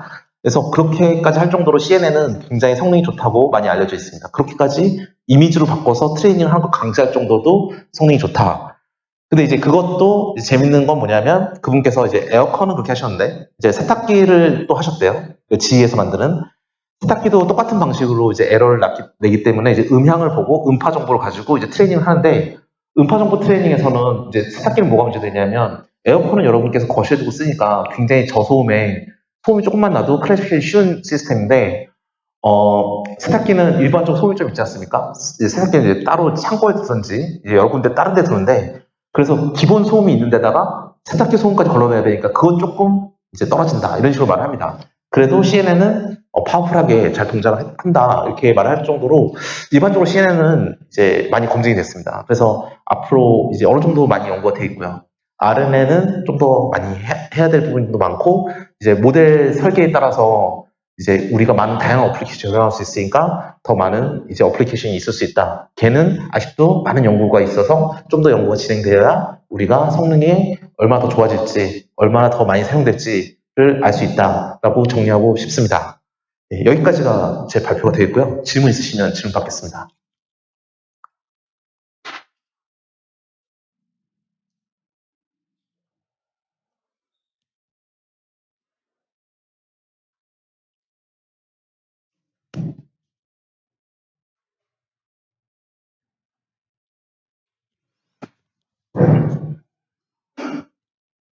네, 그 NLP가요, 프로퍼게이션 방법으로 그 최적화가 되잖아요. 네. 근데 CNN 같은 경우는 어떻게 그 에러가 추정되는지 아시나요? CNN은 에러를 백프로파게이션은 일단 기본적으로 뉴럴넷에서 기본적으로 들어오는 과정이라 뭐 그렇게 안 한다고 말씀을 드리긴 그렇지만 그 CNN만의 특징이 있다고 한다면 뭐냐면 CNN은 에러라기보다는 저 필터 값을 옵티마이즈하는 게 목적이 되겠습니다. 예를 들어서 보시다시피 저기 지금 3개의 필터를 써서 첫 번째 레이에서는 3개의 이미지를 만들어줬고 그 다음 더 많은 필터를 쓰면서 점점 더 개수가 많아지는 건데요. 그 필터들 값을 이제 거기에 옵티멀한 웨이트 값을 찾아줌으로써 이제 우리가 발생한 어디냐 여기서 저 뒤에 부분 곡선 부분을 이제 강화시키는 필터를 찾아준 거거든요. 그렇기 때문에 저 과정 자체가 여러 개의 필터를 갖다 놓고 최적의 필터를 찾아가는 것 자체가 일단은 우리가 에러보다는 우리가 주어진 데이터의 샘플을 강화시키는 방향으로 갈 수 있다라고 보시면 되겠습니다. 이게 하나의 필터로 되는 게 아니라 어떤 뭐 기본적인 예제 같은 경우는 필터 64개까지도 쉽게 쓰고 뭐 128개, 254개 잘 들어오니까 256개 잘 들어오니까 많은 양의 필터로서 이제 우리가 원하는 방향으로 계속 강화시키니까 이제 그 외의 노이즈는 크게 고려하지 않는 걸로 보시면 되겠습니다. 그럼 필터의 초기 값은 고정된 걸로 사용합니다. 사실 그 코드 자체를 보시면 랜덤 값을 사용을 해요. 왜냐하면 나중에 되게 좋은 질문인데요. 나중에 저 뒤에 보시면 풀리 커넥티드 그래프를 그려서 이제 멀티플 퍼센트로 옵티마이즈를 하거든요. 그러면 저 웨이트 값을 이제 구합니다. 옵티멀한 웨이트 값을. 그렇기 때문에 초기 값은 그 실제 텐서플로우 코드에서 보시면 그 가우시안 랜덤 베리어블로 그냥 랜덤 값을 찍고 시작합니다. 예, 그래서 나중에 점점 찾아가는 거죠. 제일 적합한 필터 값이 무엇인지. 네, 감사합니다.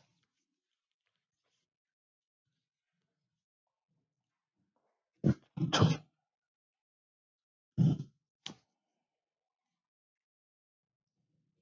CNN에 설명하실 때 네, 영상 인식 쪽에 네, 설명을 해주셨는데 네, CNN이 영상 인식 쪽에 특화된 네. 알고리즘이라고 말. 사실 그렇게 말할 수가 있어요. 왜냐하면 2D 정보의 강점을 가지거든요. 그러니까 저는 이제 멀티레 퍼셉트론과 이제 컨볼루션 뉴럴 네트워크의 제일 큰 차이가 뭐냐? 그러면 멀티레 퍼셉트론은 1차원 정보를 받지만 얘는 2차원 혹은 3차원 3D 컨볼루션도 있으니까 1차원, 3차원은 다차원의 이미지를 받습니다.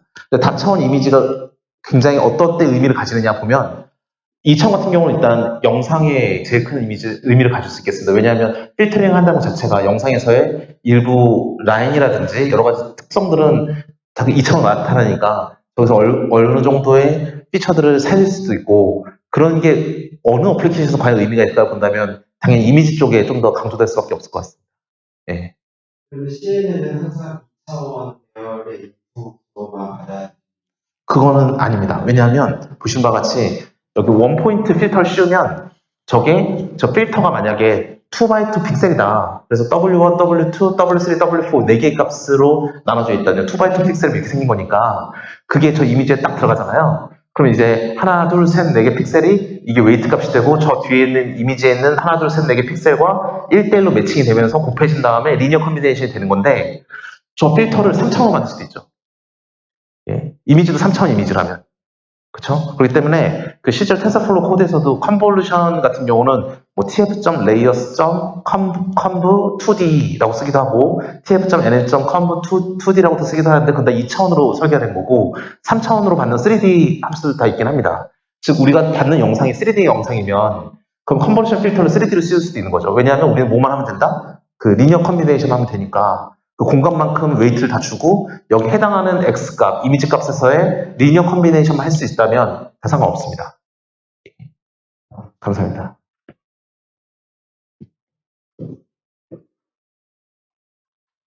네, 질문 없으시면 10분 쉬었다가 4시 10분부터 그 다음 강의를 계속 진행하도록 하겠습니다. 감사합니다.